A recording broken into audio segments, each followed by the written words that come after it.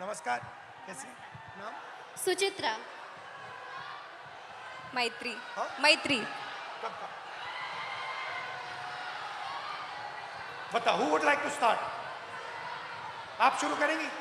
बोलिए, बीच में आइए। Hello everyone.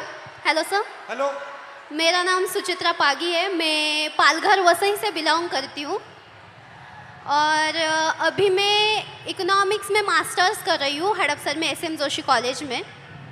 जब हम सिक्योरिटी की बात करते हैं लड़कियों की, तो खुद के साथ होना और दूसरों के साथ होना बहुत अलग चीज़ है, उसमें ज़मीन आसमान फ़र्क है।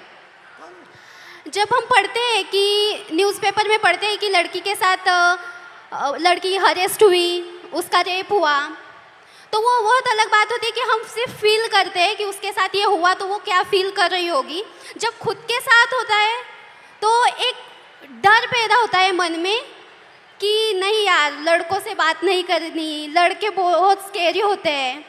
तो मेरी 15 साल पुरानी एक स्टोरी है। जब मैं 13 ईयर की थी, सिर्फ 8वीं कक्षा में थी, तो क्या हुआ, मैं 5 किलोमीटर गांव से दूर स्कूल में चल के जाती थी और उस टाइम गाड़ी वगैरह ऐसा कोई फैसिलिटी ज़्यादा नहीं थी। तो शाम को जब स्कूल छूटा तो मैं आई और चौराहे पर 3 लड़के थे।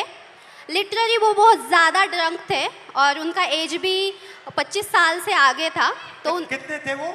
3 लोग थे 3 लोग। और वो मैरिड थे और मेरे साइड वाले गांव के ही थे वो आप लड़के। जानते थे उनको? नहीं, हम जानते नहीं थे, लेकिन वो साइड वाले गांव के ही लड़के थे। तो क्या हुआ, उन लोगों ने हमें घेरा, मैं और मेरी दोस्त थी, और उन्होंने हमें छेड़ा। लिटरली मतलब पास आ रहे थे और ऐसे कमर को हाथ लगाना और हाथ लगाने के लिए आ रहे थे। तो मैं बहुत ज़्यादा डर गई कि ये क्या हो रहा है। तो उस टाइम पे समझ में नहीं आ रहा था कि मैं क्या करूँ। तो मैं भाग गई तो मैंने अपने पापा से कहा। आपकी फ्रेंड भी भाग गई? हाँ, मेरी फ्रेंड मुझे छोड़ के भाग गई। तो क्या हुआ, मैंने अपने पापा से कहा कि पापा मेरे साथ ऐसा ऐसा हुआ। तो वो हमारे साइड वाले गांव के लड़के थे। तो पापा ने क्या कहा कि हम कंप्लेन करेंगे, पुलिस स्टेशन में कंप्लेन करेंगे, लेकिन मैं नहीं आऊँगा, मम्मी को लेके जाओ। तो मैं मेरी मम्मी को लेके गई। क्यों? क्योंकि पापा का मतलब ऐसा वो सोचते हैं कि तुम एक महिला हो तो तुम्हारी माँ जितना तुम्हें जानती है उतना मैं नहीं जानता। तो जब एक लड़की पर बात आती है तब पापा भी माँ को आगे रखते हैं।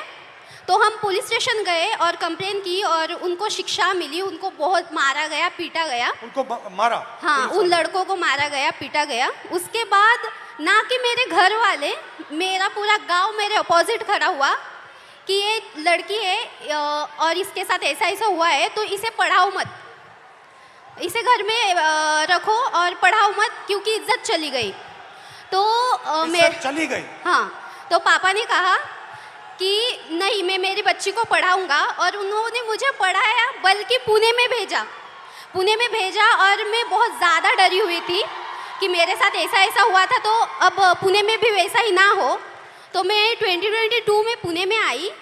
तो जब मैं लाइब्रेरी से आई हॉस्टल में, तो बस PMPL में बहुत ज़्यादा भीड़ थी और मैं गिरने वाली थी। तो एक लड़के ने मेरा हाथ पकड़ा, मुझे खींचा और स्टेबल किया, और आगे एक महिला खड़ी थी, उसके बीच में मैं, और आगे मेरे पीछे वो लड़का खड़ा था।